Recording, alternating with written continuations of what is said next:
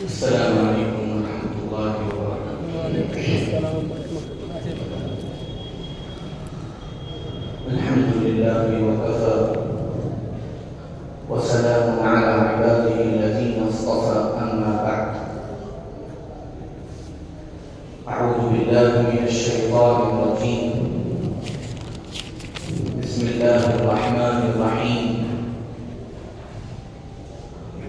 ولولا دفع الله الناس بعضهم ببعض لفسدت الأرض ولكن الله ذو فضل على العالمين۔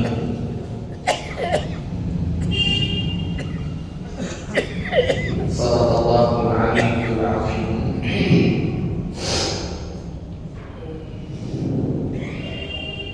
میں نے ایک موقع پر مسجد کی اہمیت کے حوالے سے کچھ گفتگو آپ حضرات کی خدمت میں عرض کی تھی، اور اس وقت میں نے مسجد کی ایک ذمہ داری یہ عرض کی تھی کہ وہاں آنے والے نمازیوں کو، مصلیوں کو بھرپور رہنمائی ملے۔ یہ مسجد کا کام ہے، مسجد کا عمل ہے۔ اللہ کا بہت شکر ہے، اللہ کا بہت احسان ہے، الحمدللہ ثم الحمدللہ، کہ یہاں اس بات کی کوشش کی جاتی ہے کہ ملک اور عالمی حالات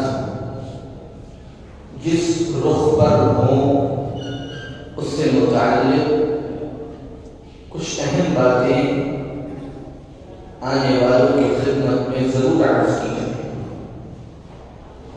تاکہ دینی نقطۂ نظر سے حالات کو سمجھنا ان کے لیے آسان ہو سکے۔ اس وقت پوری دنیا میں جس موضوع پر سب سے زیادہ گفتگو ہو رہی ہے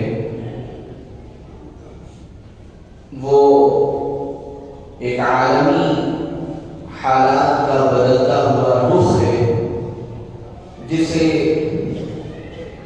روس کے علاقے میں ہم اور آپ دیکھ رہے ہیں، اور ایک خطرناک قسم کی جنگ روس اور یوکرین کے درمیان تقریباً ایک ہفتہ ہو گیا جاری۔ جب لوگوں کی معلومات ناقص ہوتی ہے تو غلط نظریات یا غلط تجزیے اور انالیسس اپنے آپ لوگ کرنے لگتے ہیں، اور بغیر سوچے سمجھے فلاں کی حمایت اور فلاں کی مخالفت اور فلاں کے بارے میں بڑے اچھی باتیں، فلاں کے بارے میں سخت باتیں، یہ شروع ہو جاتا ہے۔ ہونا یہ چاہیے کہ جب بھی ایسے کوئی حالات ہوں ہمیں پہلے گہرائی سے اس کا مطالعہ کرنا چاہیے اور معتبر ذرائع سے مطالعہ کرنا چاہیے، پڑھنا چاہیے، غور کرنا چاہیے۔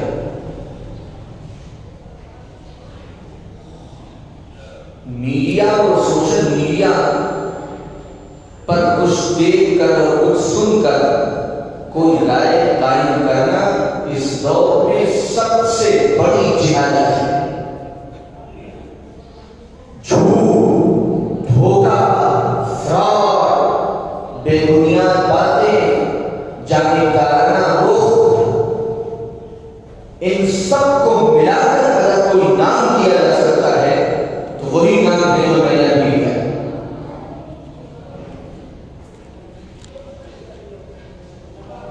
اس لیے یوٹیوب اور فیس بک اور سوشل میڈیا یا اور جو بہت سی شکلیں ہیں، ان کو دیکھ کر، سن کر اور ان کی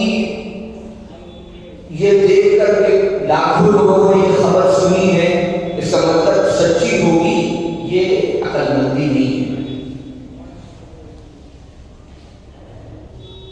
میں مختصراً تھوڑی سی تاریخ عرض کرنا چاہتا ہوں کہ کیا تاریخ رہی ہے ان ملکوں کی، اور اس وقت کی یہ جو جنگ ہے اس جنگ کی وجہ کیا ہے، اور ہم کو اس رخ سے ان حالات کو دیکھنے کی ضرورت ہے۔ پچھلی صدی جو گزری ہے، 20ویں صدی، وہ انسانی تاریخ کی بہت ہی اہم صدی ہے، اور پوری دنیا میں بہت بڑی بڑی تبدیلیاں پچھلی صدی میں واقع ہوئی۔ جو عالمی جنگیں ہوئی، ورلڈ وار ہوئی، جن کو پہلی اور دوسری عالمی جنگ اور وشو یدھ کہا جاتا ہے، اس کے بعد پوری دنیا میں اور اس سے پہلے سے بھی ایک بڑی زبردست تبدیلی کا آغاز ہو گیا تھا۔ میں ان ساری تفصیلات کو اگر عرض کروں گا تو گھنٹوں کا بیان بھی کافی ہو، اس لیے بہت مختصر عرض کر رہا ہوں۔ انہی تبدیلیوں میں ایک بہت بڑی تبدیلی ان ریاستوں میں ہوئی جن کو مشرقی ریاستیں اور بعد میں روسی ریاستیں کہا گیا۔ ان سارے ملکوں میں بادشاہت کا نظام تھا اور بہت سے نظام تھے، تو ایک زبردست تحریک شروع ہوئی، جس تحریک کی بنیادوں میں آپ نے نام سنا ہوگا کارل مارکس کا، جو بہت بڑا سوشلسٹ تھا، اور اس نے دنیا کو ایک بڑا زبردست نظام دیا تھا معاشی۔ 1818 میں وہ پیدا ہوا اور 1883 میں وہ مرا۔ اس نے سوشلزم کا تعارف دنیا کو کرایا اور اس موضوع پر بڑی زبردست کتابیں لکھی۔ اس سے پہلے سوشلزم کا تصور دنیا میں نہیں تھا۔ چنانچہ روس کی ان ریاستوں میں ایک زبردست تحریک شروع ہوئی۔ وہ بڑا زبردست علاقہ ہے، زرخیز علاقہ ہے، اور 15-20 ملک جو اب چھوٹے چھوٹے ہم کو نظر آ رہے ہیں، وہ سب مل کر پورا علاقہ ہوا کرتا تھا۔ تو وہاں کارل مارکس کے نظریات کی بنیاد پر ایک بڑی طاقتور تحریک شروع ہوئی۔ اسٹالن نام کا ایک حکمراں تھا، یہ بڑا مشہور نام ہے۔ بالآخر ہر دور میں یہ ہوتا ہے کہ جب دنیا ایک نظام سے تنگ آ جاتی ہے تو پھر نظام تبدیل ہوتا ہے، لوگ خود تبدیلی چاہتے ہیں۔ تو اس علاقے کے عوام کو بھی اس تحریک کا پورا ساتھ ملا، اور اس طرح 1922 میں سوویت یونین کا قیام عمل میں آیا، جس کو USSR شارٹ میں کہا جاتا ہے، union of Soviet socialist republics. یہ بڑا مضبوط اتحاد سوویت یونین کا بنا، جس میں جو اس وقت کا روس ہے، اس کے علاوہ Belarus, Armenia, Azerbaijan, Estonia, Georgia, Kazakhstan, Kyrgyzstan, Uzbekistan, Turkmenistan, Tajikistan, بہت ساری ریاستیں تھیں جن کو ہماری اردو کی تاریخی کتابوں میں ماوراء النہر کا علاقہ کہا جاتا ہے، کیونکہ ان تاریخی علاقوں کی بڑی زبردست تاریخ ہے۔ یہ علاقے معمولی علاقے نہیں ہیں، خاص طور سے ان کی یہ جو 5 ریاستیں ہیں اسلامی جمہوریہ جو مضبوط تھیں، قزاقستان، قرقیزستان، ازبکستان، ترکمانستان اور تاجکستان، یہ وہ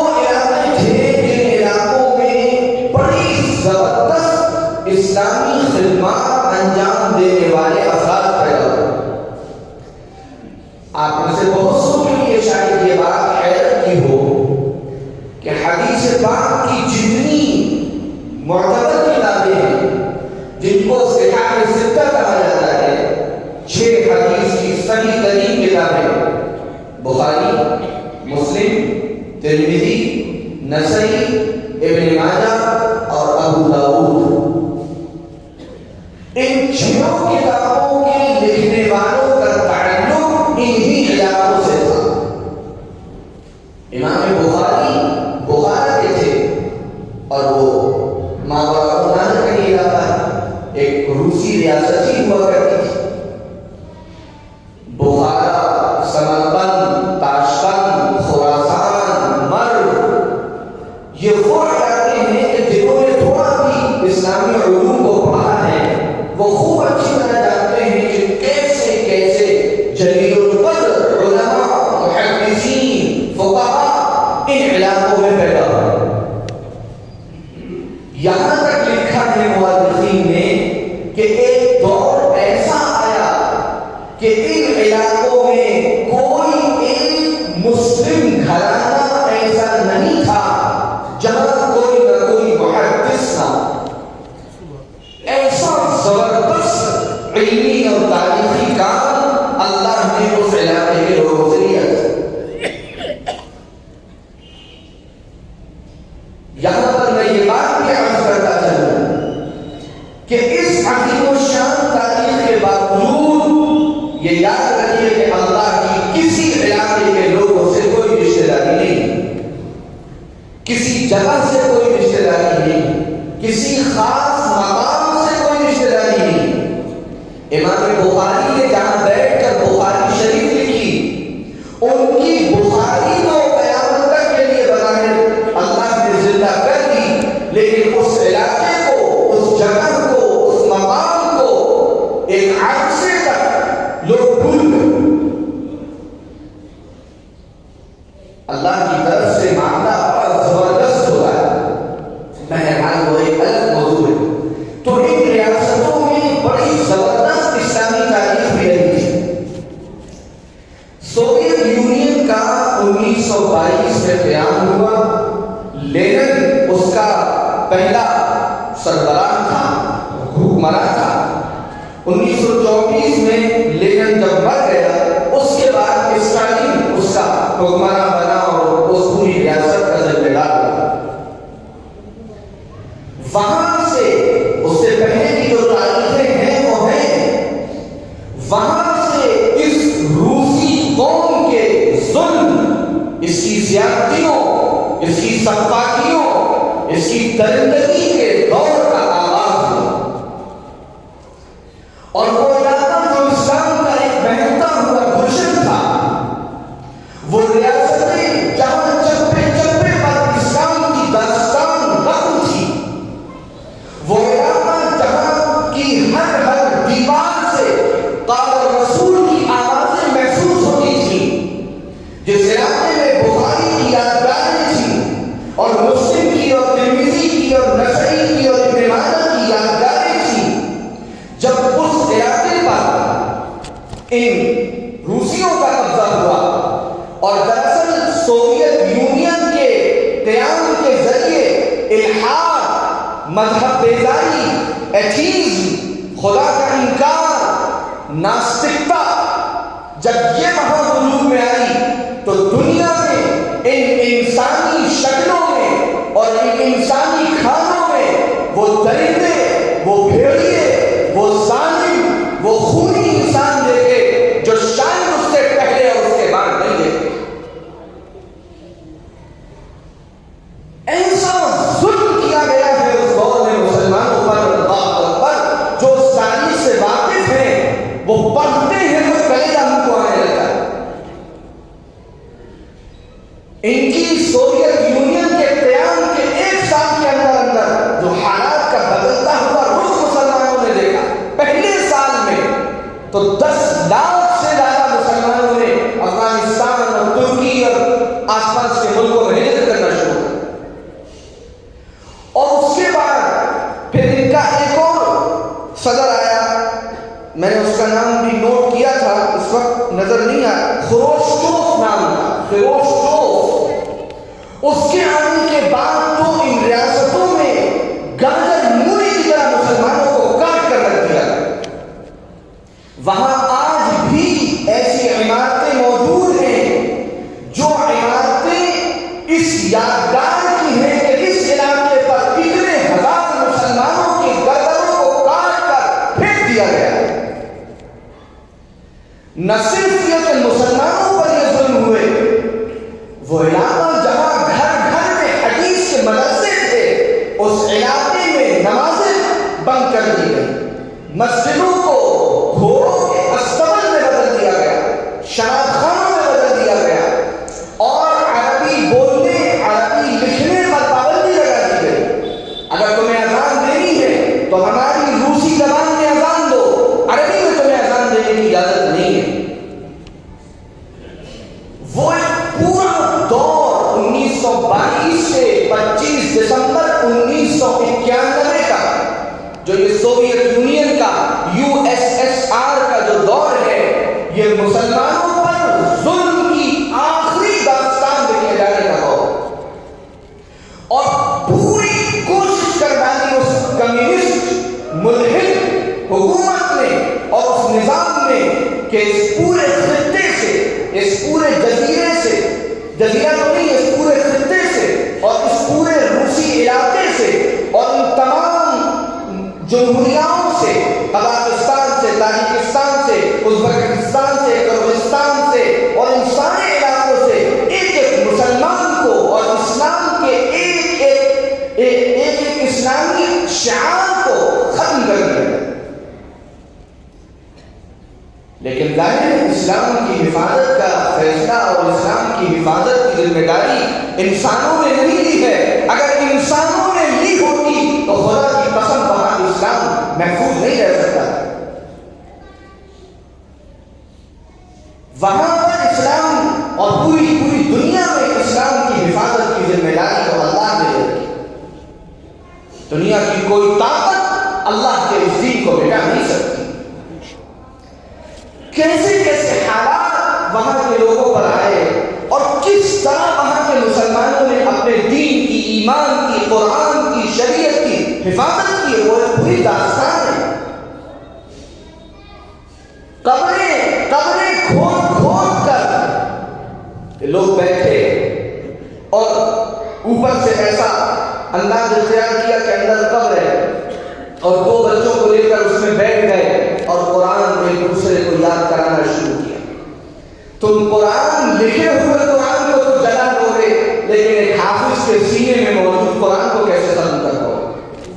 سینکڑوں اور ہزاروں کی تعداد میں وہاں بچوں نے اس طرح حفظ کیا کہ انہوں نے قرآن دیکھا نہیں، صرف استاد سے سن کر سبق یاد کیا. اپنے گھروں میں لوگوں نے دیواریں بنائی اور دیواروں پر شراب سجا، شراب ہی شراب، اور اس دیوار کے پیچھے خفیہ کمرے بنائے. روسی فوج آتی تھی، سوویت یونین کی پولیس آتی تھی، دیکھتی تھی اچھا یہاں شراب رکھی ہے، اس کا مطلب ہمارے لوگ ہیں، بہت اچھا تم اپنا یہاں رہو. ان کو نہیں معلوم ہوتا تھا کہ اس شراب کی دیوار کے پیچھے چند لوگ بیٹھے اللہ کا کلام یاد کر رہے ہیں، قرآن پڑھ رہے ہیں، حدیث پڑھ رہے ہیں. یہ 70 سال کا وہ تاریخ، 70 سال کی وہ تاریخ ہے جس تاریخ میں ظلم اور ستم، سفاکیت، درندگی، وحشی پن، اس کی انتہا ان حکومتوں کی طرف سے پورے عوام پر، خاص طور سے مسلمانوں پر رقم کی ہے. اسی پس منظر میں یہ دنیا کی ایک عالمی طاقت کے طور پر روس ابھر رہا تھا اور دوسری طرف ایک عالمی طاقت امریکہ کی تھی. ان دونوں سپر پاور طاقتوں کے درمیان وہ ایک رسہ کشی ہے جو ورلڈ وار سے لے کر آج تک جاری ہے، اور ان دونوں کے دانتوں سے خون ٹپک رہا ہے، اور ان دونوں کے ہاتھ مظلوموں، کمزوروں، معصوموں، بے بسوں، خاص طور سے مسلمانوں کے خون سے رنگین ہیں. اپنے علاقوں میں روسی درندگوں نے وحشی پن کی کوئی انتہا نہ چھوڑی، اور امریکہ کی تو پوری داستان ہی اسی ظلم اور ستم کی تاریخ پر قائم ہے. ورلڈ وار کے دوران جس طرح اس نے قتل عام کیا اور جاپان میں نیوکلیئر پاور کا استعمال کر کے پورے 2 شہروں کو تباہ کر کے رکھ دیا، اور تب سے لے کر آج تک وہ مختلف موقعوں پر درندگی کا، اپنے ظلم کا، اپنی سفاکیت کا، اپنے جبر کا، اپنی وحشی پن کا مظاہرہ کرتا رہتا ہے۔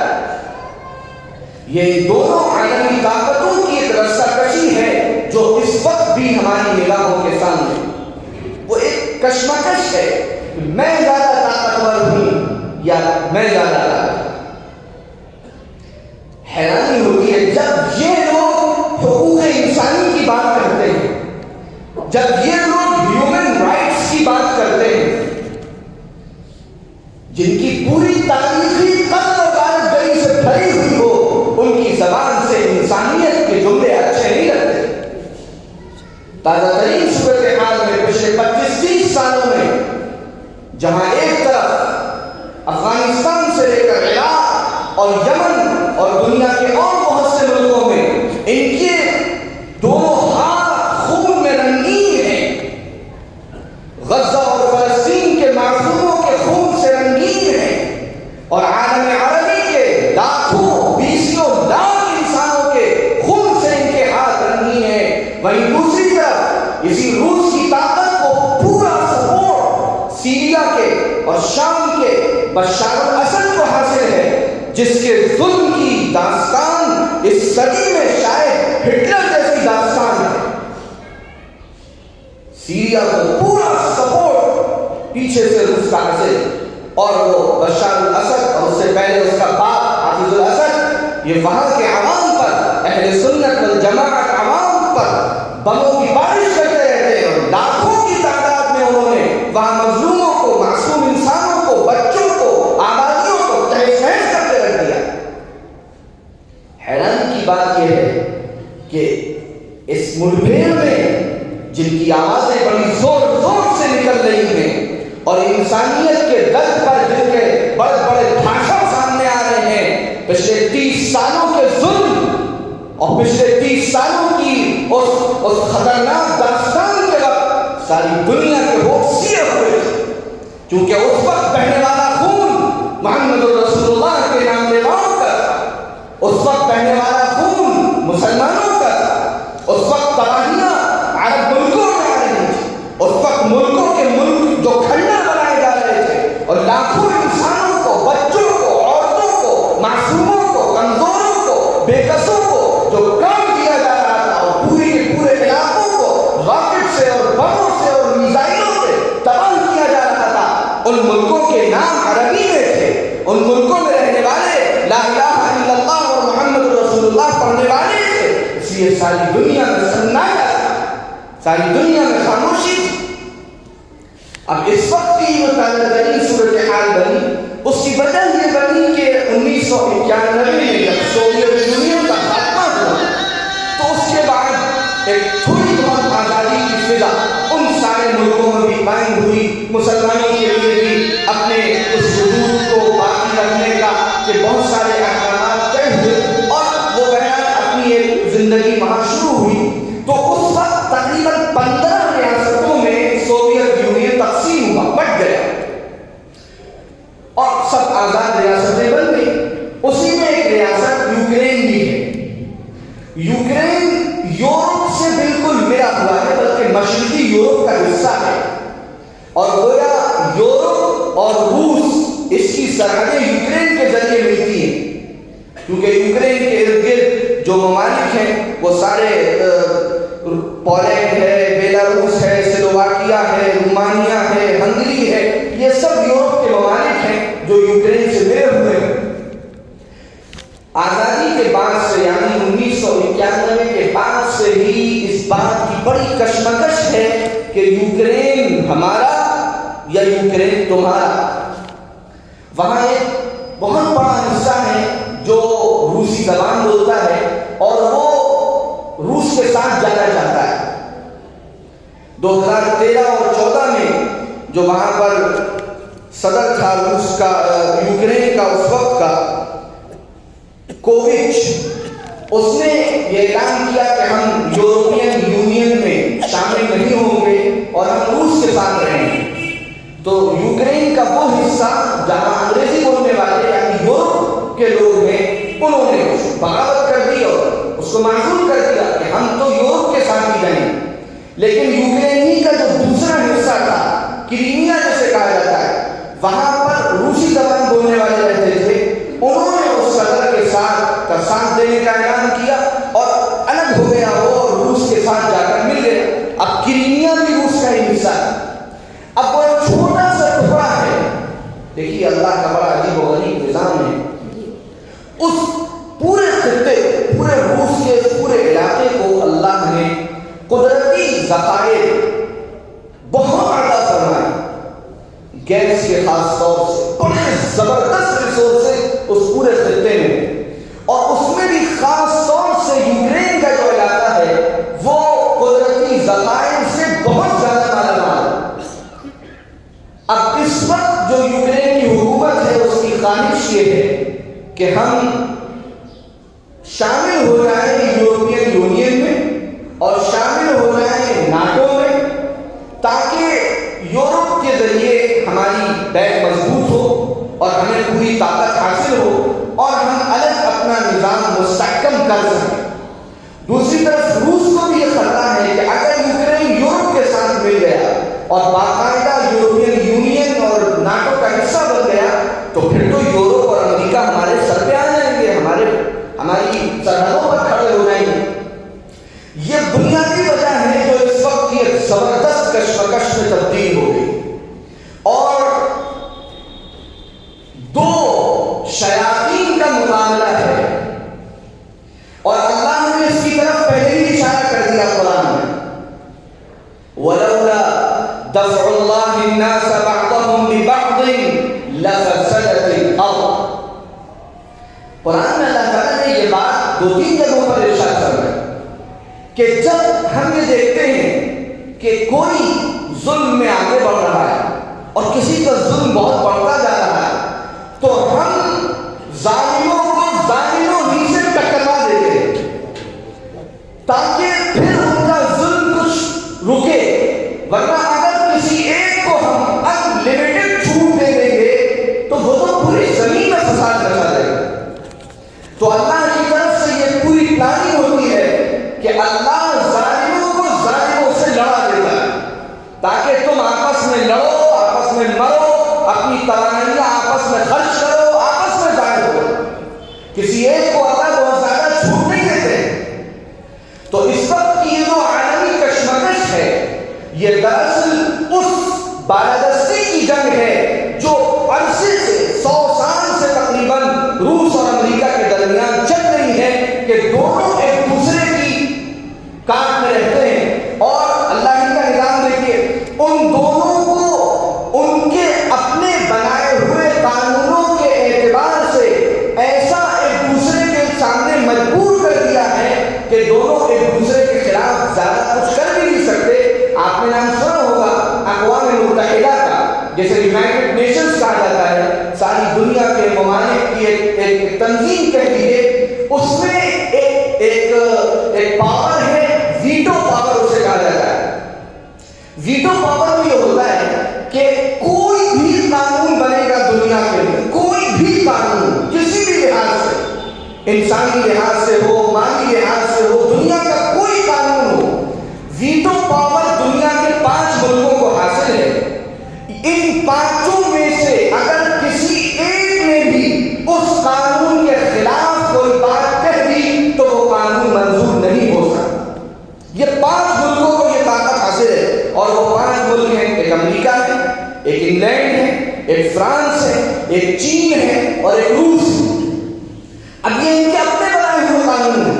اب جب امریکہ کوئی ایسا قانون لے کر آتا ہے جس میں اس کے مفادات ہو تو سب اس کے ساتھ کھڑے ہوتے ہیں. اکیلے روس نے اگر کہہ دیا کہ یہ قانون ہمیں نہیں منظور تو وہ منظور نہیں ہو سکتا. اور روس نے سب کو متحد کر دیا اور کوئی ایسا قانون لایا جس میں اس کا فائدہ ہو اور امریکہ کا نقصان ہو تو اکیلا امریکہ یا اس کے غلام انگلینڈ اور فرانس کہہ دیتے ہیں کہ ہمیں یہ قانون منظور نہیں. تو اگر جب تک 5 کے 5 کسی چیز پر متفق نہیں ہوں گے، اقوام متحدہ کا کوئی قانون پاس نہیں ہو سکتا.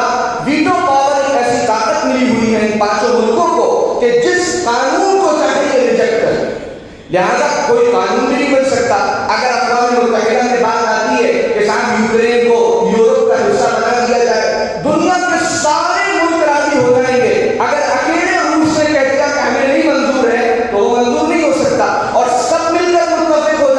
کہ روس کا حصہ بنا دیا جائے اور سب اس کی رائے دے دیں، اکیلا امریکہ مخالفت کر دے گا تو بھی قانون منظور نہیں ہو سکتا۔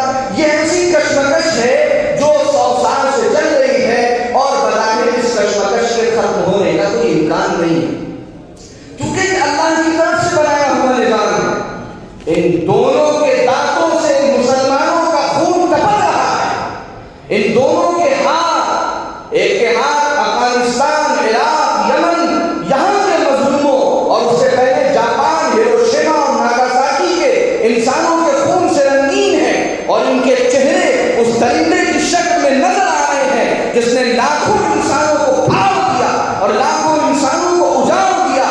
تو دوسری طرف وہ طاقت ہے جس نے سوویت یونین کے دور میں 10-20 لاکھ مسلمانوں کو ذبح کیا، ہزاروں مسجدوں کو ویران کر کے استبل میں تبدیل کیا، قرآن پاک کی اور حدیث رسول کی بے حرمتی کی، اور اس کے بعد وہ مسلسل اس وقت سیریا کے اور پورے علاقے میں جو شام کی حکومت کے مظالم ہیں، ان مظالم میں پوری طرح بیک سے روس کی طاقت ساتھ دیے ہوئی۔ اس لیے یہ ایک عالمی کشمکش ہے ان دو بھیڑیوں کے درمیان، ان دو درندوں کے درمیان، ان دو انسانوں کے خون کے پیاسوں کے درمیان، جن میں سے دونوں کی سفاکیت اور دونوں کا ظلم انسانوں کے لیے برابر ہے۔ اس لیے ہمیں نہ بہت زیادہ تفسیروں کی ضرورت ہے، نہ بہت زیادہ اپنے ہر جگہ رائے کا اظہار کی ضرورت ہے، نہ اس کا اور اس کا پارٹی بننے کی ضرورت ہے۔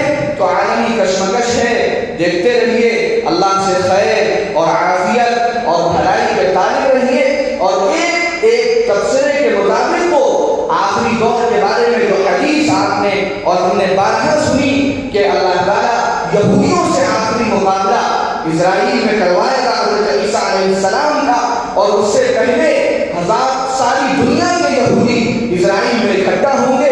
ظاہر ہے 1940 سے پہلے کوئی اس کا تصور بھی نہیں کر سکتا تھا۔ تھوڑے بہت یہودی اسی فلسطین میں تھے، باقی سارے یورپ میں تھے، امریکہ میں تھے، دنیا کی اور ریاستوں میں تھے، لیکن ورلڈ وار کے بعد جب اسرائیل کا قیام عمل میں آیا، فرانس اور انگلینڈ کی شاطرانہ چالوں کے نتیجے میں اس پورے شام کے علاقے کو الگ الگ ملکوں میں، سیریا میں اور اسرائیل میں اور اردن میں اور لبنان میں، ان ملکوں میں تقسیم کر دیا گیا۔ تب اسرائیل کے اندر ساری دنیا سے لا کر یہودیوں کو بسایا گیا، لاکھوں کی تعداد میں یہودی انگلینڈ سے، یورپ سے اور امریکہ سے جا کر اسرائیل میں آباد ہوئے۔ اور ابھی تازہ ترین اطلاعات یہ ہیں کہ روس نے جن دو شہروں پر خاص طور سے حملہ کیا، جس میں ایک یوکرین کا کیپٹل کیو ہے اور ایک دوسرا شہر ہے اس کا نام میں بھول رہا ہوں، ان دونوں شہروں میں سب سے بڑی تعداد میں یہودی یوکرین کے ان دو شہروں میں آباد تھے۔ اب ظاہر ہے جنگی حالات جب ہوتے ہیں تو لوگ وہاں سے نکلنا چاہتے ہیں، اور اسرائیل اس سلسلے میں بہت حساس ہے۔ دنیا کے کسی بھی کونے میں اگر کوئی یہودی پریشان ہوتا ہے تو اسرائیل اس کی فکر کرتا ہے۔ پورا گمان ہے کہ 30-40 ہزار یہودی جو اس یوکرین کے علاقے میں آباد تھے، ان سب کو بھی اسرائیل پہنچانے کا اللہ نے بندوبست کر دیا، تاکہ حضرت عیسیٰ علیہ السلام کو زیادہ ڈھونڈنا نہ پڑے، زیادہ تلاش نہ کرنا پڑے کہ کہاں کہاں چھپے ہوئے ہیں۔ سب کو پہلے لا کر اللہ یہاں جمع کر لیں گے، اور اللہ کیسے کریں گے یہ اللہ جانتے ہیں، یہ اللہ کی حکمت ہے، یہ اللہ کا فیصلہ ہے، اور پھر وہ فیصلہ کن معرکہ اسرائیل میں پیش آ کر رہے گا۔ یہ حدیثوں میں بیان کر دیا گیا، طے شدہ بات ہے جو رسول اللہ صلی اللہ علیہ وسلم نے ارشاد فرمائی۔ ان حالات میں اللہ سے عافیت مانگنے کی ضرورت ہے، خیر مانگنے کی ضرورت ہے، اور اللہ ظالموں کو، ہر ظالم کو اس کے عبرتناک انجام تک پہنچائے گا۔